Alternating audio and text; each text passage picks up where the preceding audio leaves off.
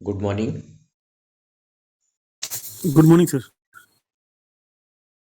आशा करता हूँ कि आप लोग कुशल मंगल अच्छे भले हैं।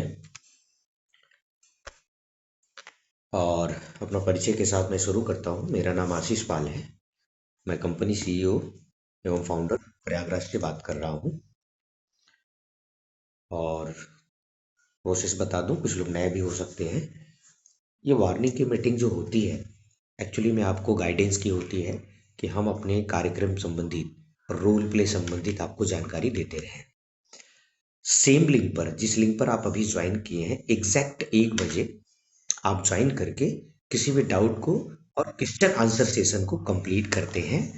जैसा कि आपको कई बार हर बार बताया गया है, और इस मीटिंग के लिंक पे रीड मोर करके क्लिक करके पूरा डिटेल पढ़ेंगे तो यह जानकारी भी आपको स्वतः हो जाएगी कि यह मीटिंग, इस लिंक का उद्देश्य क्या है। क्योंकि शुरू में जब आप किसी कंपनी में ज्वाइन करते हैं तो उसकी जानकारी की आवश्यकता होती है और बृहद जानकारी की आवश्यकता होती है, ताकि सभी एम्प्लाई अपने रोल प्ले को अच्छे से अंजाम दे पाए।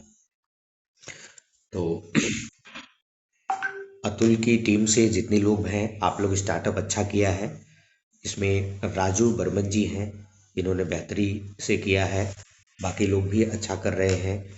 तो आप लोग ये बेहतर करके बहुत जल्द ही आप वहाँ पे ऑफिस लेने वाले हैं अपने अपने डिस्ट्रिक्ट में। तो वो आपको इसी हफ्ते सारे ब्रोशर प्रोवाइड कर दिए जाएंगे। जैसे किस डेजिनेशन का क्या रोल प्ले है, क्या अदाकारी है, किसको क्या करना है, उनका कार्य क्षेत्र क्या है, ये सभी डिटेल जो आप लोग चाहते हैं। जैसे सिलाई में, ब्यूटिशियन में, योगा में बहुत सारे ऐसे सवाल होते हैं कि इसको कैसे किया जाए, इसकी हायरिंग कैसे किया जाए, कहाँ से हायरिंग आएगी, थोड़ा बहुत आप समझने लगे हैं। दूसरा, आप लोगों को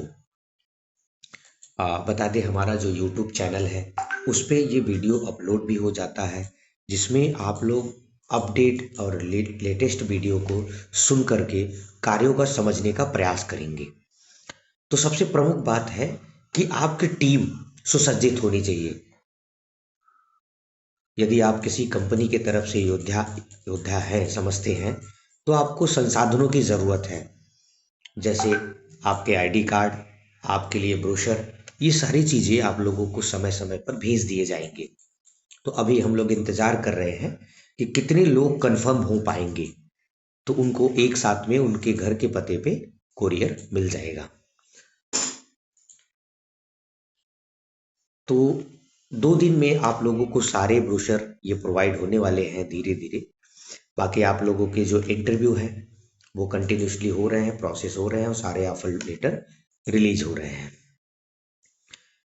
शाम के मीटिंग में 8 बजे आप लोगों को वार्तालाप होता है, बात करने का मौका मिलता है, और आराम से आप लोग बात कर सकते हैं। लेकिन इसके पहले सारे पहलुओं पे हम बात कर चुके हों, सारी मीटिंग ले चुके हों दो चार। क्योंकि आप उस मीटिंग में सवाल ही नहीं पूछ सकते। सवाल पूछने का समय दूसरा है, वार्तालाप कर सकते हैं।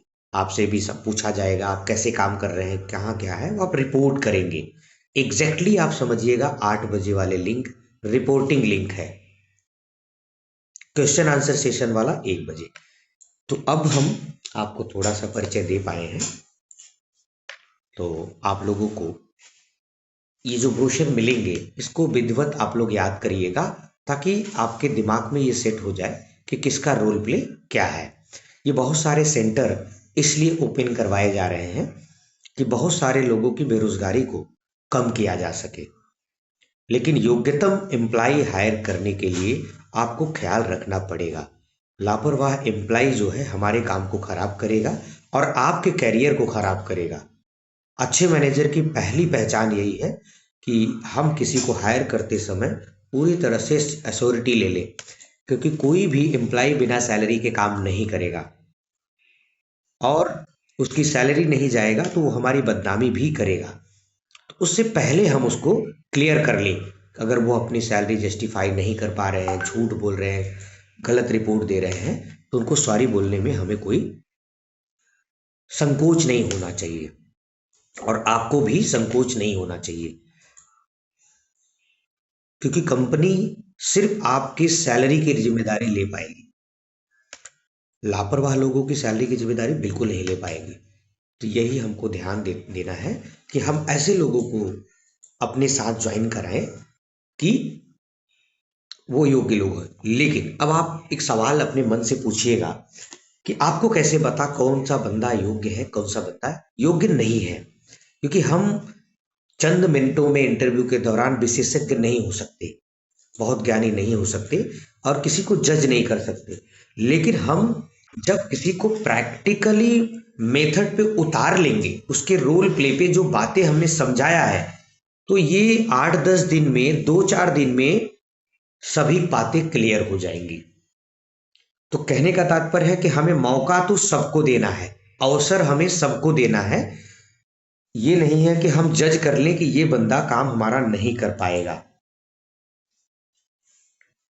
ये बात करेक्ट हो गई आपकी। तो हमें यही ध्यान देना है कि हम हायरिंग तो सबका कर रहे हैं अलग अलग डेजिनेशन पे। अच्छा, वेबसाइट में जो कैरियर का पेज है उसमें मैं आपको समझा दूं। आप हायर करते समय जो लोग वहाँ पे जाते हैं तो कभी कभी डिसाइड नहीं कर पाते कि किस डेजिनेशन पे हम अप्लाई करें। तो आप बता दीजिए कि आपको जो ठीक लगे या आपको जो ठीक लगे उनको एडवाइस कर दीजिए, क्योंकि उससे उनकी नौकरी क्लियर नहीं होती है। उसके बाद उनका इंटरव्यू, उनका ट्रेनिंग होता है, तब जाके कहीं उनका नौकरी और पैसा क्लियर हो पाता है। जैसे अभी जहाँ तक मुझे जानकारी है कि 2 लोग ऐसे नज़रों में आ गए हैं कि उनकी नौकरी यहाँ पे स्टेबल होते जा रही है। 1-2 लोग और लाइन में लगे हुए हैं अतुल जी की टीम से, वो लोग भी अपने आप को कवर कर लेंगे। जो व्यक्ति अपनी टीम जल्दी बना लेगा उसकी जॉब क्लियर हो गई, और जो बंदे बंदे टीम नहीं बना पाएंगे वो अपने लिए जॉब ढूंढ भी लेंगे ईमानदारी से। क्योंकि आपका जो रोल प्ले है वो बहुत क्लियर है इंटरव्यू में, और क्वेश्चन आंसर सेशन में आके पूछिए, आपका अधिकार है, ताकि आपको कोई कंफ्यूजन ना रहे कि हमें तो बताया नहीं गया, नहीं हम बहुत कुछ कर लेते। ये सब बातें आपकी जेन्युइन बातें नहीं होंगी। तो कम्युनिकेशन हम बहुत साफ सुथरा करेंगे, क्योंकि कंपनी और फाउंडेशन ने दोनों ने मिलके जो आपसे प्रोमिसेस किए हैं, इनको साफ सुथरा उसको क्लियर करना है। और फरवरी एंडिंग तक या मार्च तक वहाँ पे आपके यहाँ ऑफिस ओपन होने लगेंगे। पहला ऑफिस सागर, दूसरा एक और कोई बात चल रहा है कि इनकी टीम तैयार हो रही है। ये बंदे वर्क पे उतर गए और वर्क करके दे दिए, तो यहाँ इनके ऑफिस क्लियर हो जाएंगे।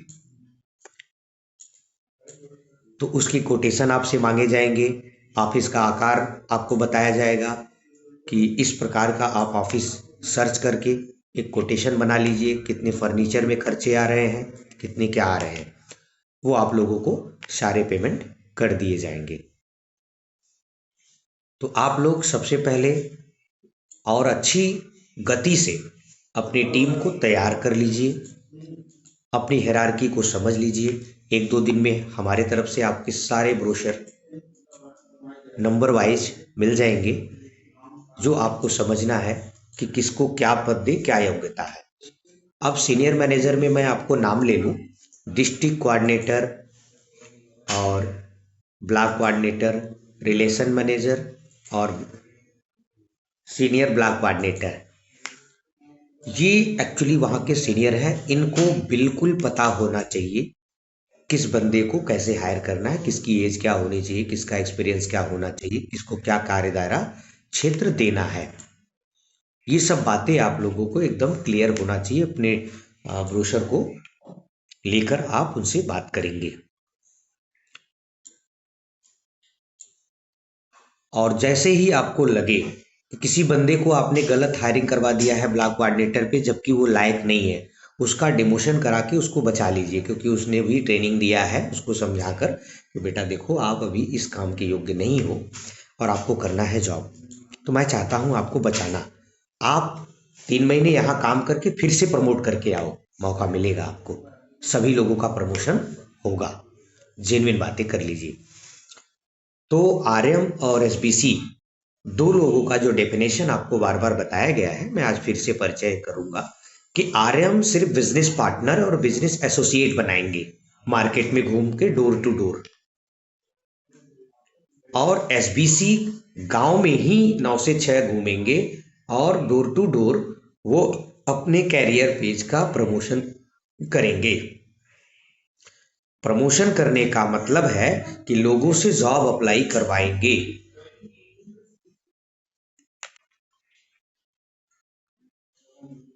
तो दो लोगों का रोल प्ले क्लियर है। अब बीसी, सुपरवाइजर और फील्ड कोऑर्डिनेटर, ये 3 पद आपके यहां जिले में ऐसे हैं जो ब्लॉक वाइज काम करेंगे। ब्लॉक कोऑर्डिनेटर को तो 1-2 ब्लॉक दिया जा सकता है, लेकिन सुपरवाइजर और फील्ड कोऑर्डिनेटर को गांव दिए जाते हैं, और कम 15 से 20 गांव, 15 गांव फील्ड कोऑर्डिनेटर, 20 गांव सुपरवाइजर को। इन लोगों को इन्हीं गांव में डोर टू डोर जाके अपने सिलाई शिक्षिका, अपने ब्यूटिशियन केंद्र के लिए, क्रिकेट के लिए, तमाम प्रकार के खेलों के लिए एथलीट कोच ढूंढना है इनको, जो अच्छे ट्रेनर हो। और बहुत ज़्यादा अच्छे विशेष ट्रेनर की ज़रूरत नहीं है, नॉर्मल ट्रेनर की ज़रूरत है। विशेष ट्रेनर इनका हेड कोच होगा, जो ब्लॉक में 2-3 हो सकते हैं, जिले में 10-15 हो सकते हैं। ये लोग उनको ट्रेन करेंगे और ये लोग बच्चों को ट्रेन करेंगे।